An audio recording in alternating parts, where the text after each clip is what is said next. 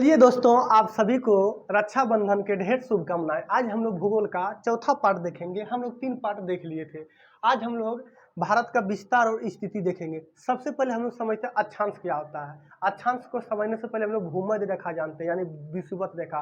पृथ्वी को अगर बीचों बीच कोई काल्पनिक रेखा को खींच देते हैं 0 डिग्री, तो उसको हम लोग विषुवत रेखा बोलते हैं। यानी पृथ्वी मेरा पार दी, इसको बीचों बीच जो हमको एगो लाइन को ड्रॉ कर देते हैं, ये मेरा क्या हो जाएगा, भूमध्य रेखा हो जाएगा। क्या हो जाएगा, भूमध्य रेखा। इसी को हम लोग क्या बोलते हैं, विषुवत रेखा बोलते हैं। क्या बोलते हैं, विषुवत रेखा बोल देते हैं। अगर इसी को अगर हम समांतर लाइन को खींच देते हैं, इसी की अगर हम लोग क्या समांतर लाइन खींच देते हैं, वो मेरा अक्षांश हो जाएगा। क्या हो जाएगा, अक्षांश हो जाएगा। यानी भूमध्य रेखा के कोई समांतर लाइन को खींच देंगे तो मेरा क्या हो जाएगा, अक्षांश हो जाएगा। वो लाइन हमेशा वास्तविक नहीं होता है, काल्पनिक होता है। क्या होता है, काल्पनिक होता है। इसीलिए हम लिख दिए भूमध्य रेखा के समांतर, भूमध्य रेखा के समांतर काल्पनिक रेखा को हम लोग क्या बोलते हैं, अक्षांश बोलते हैं। यानी भूमध्य रेखा के समांतर कोई लाइन को अगर हम लोग खींच देंगे 0 डिग्री के समांतर, तो इसी को हम लोग क्या बोलते हैं, अक्षांश बोलते हैं। क्या बोलते हैं, अक्षांश बोलते हैं। अक्षांश के ऊपरी भाग को हम लोग गोलार्ध बोलते हैं। अक्षांश के जो है ऊपर हम लोग उत्तरी गोलार्ध बोलते हैं। क्या बोलते हैं, उत्तरी गोलार्ध। और अक्षांश के नीचे को हम लोग क्या बोलते हैं, दक्षिणी गोलार्ध बोलते हैं। क्या बोलते हैं, दक्षिणी गोलार्ध बोलते हैं। तो भारत देखो उत्तरी गोलार्ध में स्थित है। याद रखिए, भारत किस गोलार्ध में है, उत्तरी गोलार्ध में। पूछेगा भारत दक्षिणी गोलार्ध में स्थित है कि उत्तरी गोलार्ध में स्थित है, तो भारत मेरा देखो 0 डिग्री अक्षांश, अक्षांश इसको बोलते हैं। अक्षांश बोलो, भूमध्य बोलो, विषुवत रेखा बोलो, सब ही लाइन को बोलते हैं। ठीक है, तो इसको ऊपर अगर हम लोग खींच देते हैं, सॉरी, अगर ऊपर को हम लोग क्या बोलते हैं, उत्तरी गोलार्ध बोलते हैं। भूमध्य रेखा को ऊपरी वाला भाग को क्या बोलते हैं, टोटल उत्तरी गोलार्ध बोलते हैं। तो भारत मेरा उत्तरी गोलार्ध में स्थित है। कहाँ है, उत्तरी गोलार्ध में स्थित है, दक्षिणी गोलार्ध में स्थित नहीं है। आप देखिए, अगर हम लोग उत्तर से लेकर दक्षिण तक, अगर उत्तरी ध्रुव से लेकर दक्षिणी ध्रुव तक अगर हम लोग मिला दें, ये मेरा क्या हो जाएगा, देशांतर रेखाएं हो जाएगा। क्या हो जाएगा, देशांतर। ये मेरा क्या हो जाएगा, देशांतर रेखाएं हो जाएगा। देखिए, उत्तरी ध्रुव से लेकर दक्षिणी ध्रुव तक अगर हम लोग मिला देंगे, ये रेखा को हम लोग क्या बोलेंगे, देशांतर बोलेंगे। इसको हम लोग क्या बोलेंगे, देशांतर बोलेंगे। याद रखिएगा, इसको हम लोग क्या बोलेंगे, देशांतर बोलेंगे। ठीक है, देखो यहाँ डिफिनेशन आपको लिख दिए। उत्तरी ध्रुव और दक्षिण ध्रुव को मिलाने वाली काल्पनिक रेखा को देशांतर रेखा बोलेंगे। काल्पनिक ही होता है, ठीक, रियल नहीं होता, याद रखिएगा। ठीक है, कल्पना कर लेते कि मान लेते इसको, चलो है। ठीक है, चलिए, तो आप लोग समझ गए। अब देखिए, ये मेरा भूमध्य रेखा हो गया। भूमध्य रेखा को, भूमध्य रेखा 0 डिग्री पर स्थित है। अगर 0 डिग्री से ऊपर 1 डिग्री 2 3 4 ऐसा अगर हम लोग ऊपर जाएंगे तो 23.5 डिग्री नॉर्थ यानी उत्तरी, तो इसको हम लोग बोलते हैं कर्क रेखा। यानी मेरा कहने का अर्थ है कि भूमध्य रेखा के ऊपर 23.5 डिग्री जाएंगे, उस लाइन को हम लोग 23.5 डिग्री तक जाएंगे।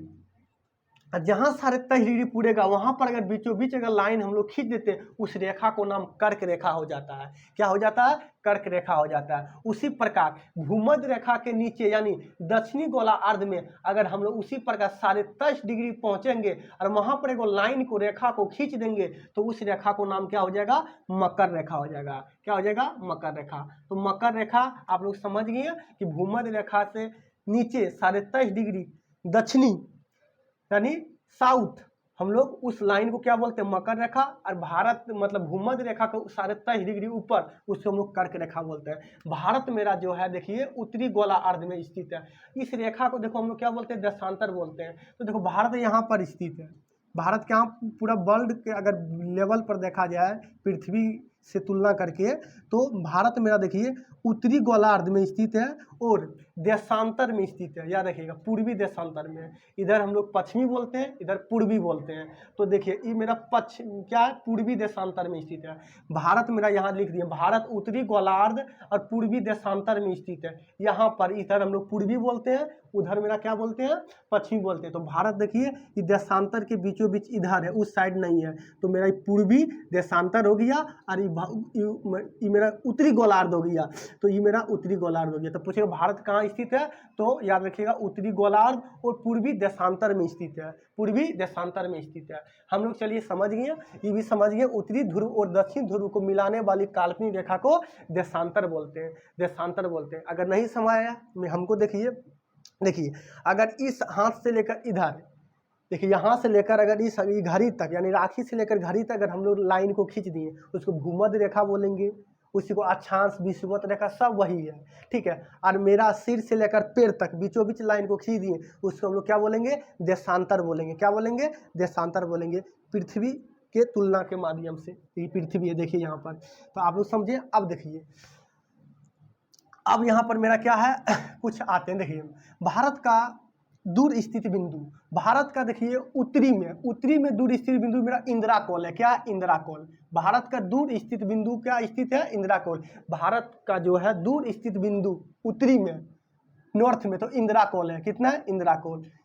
इंदिराकोल याद रखिएगा, इंदिराकोल। उसी प्रकार भारत के दक्षिणतम दूर स्थित बिंदु इंदिरा पॉइंट है। देखो मुख लगा देगा यहाँ पर, एगो कन्याकुमारी है।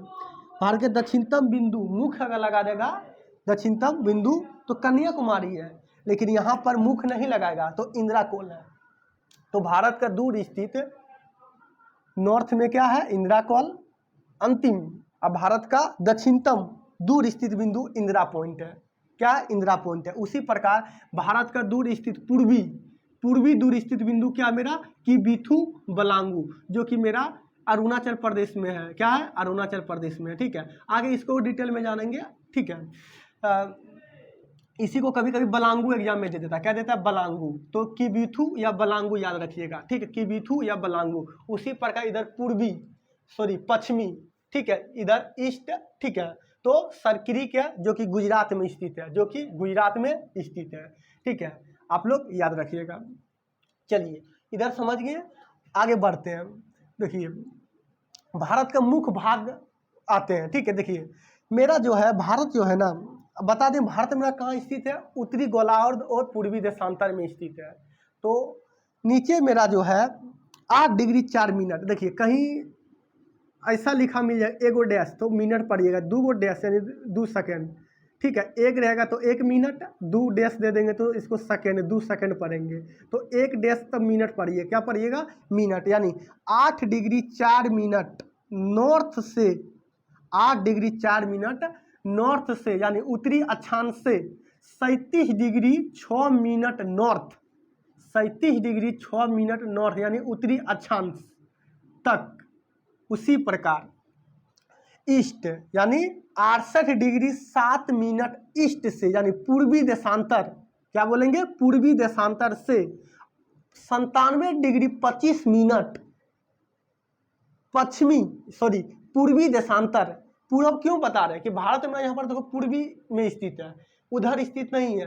इधर देशांतर बोले तो पूर्वी देशांतर में स्थित है, इसीलिए हम लोग पूर्वी बार बार बोल रहे हैं, ठीक है। तो 68 डिग्री 7 मिनट ईस्ट से लेकर 97 डिग्री 25 मिनट ईस्ट, यानी पूर्वी देशांतर तक मेरा बीच में स्थित है।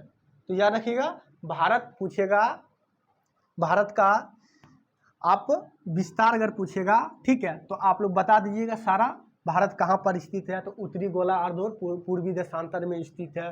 भारत उत्तरी गोलार्ध कहाँ से लेकर कहाँ तक पूछेगा, तो 37 डिग्री 8 डिग्री 4 मिनट से लेकर 37 डिग्री 6 मिनट, ठीक है। उसी प्रकार 68 डिग्री 7 मिनट पूर्वी देशांतर से लेकर 97 डिग्री 25 मिनट पूर्वी देशांतर के बीच स्थित है, ठीक है।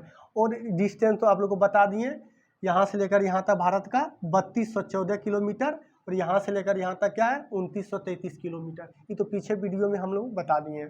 तो आप लोग यह वीडियो कैसा लगा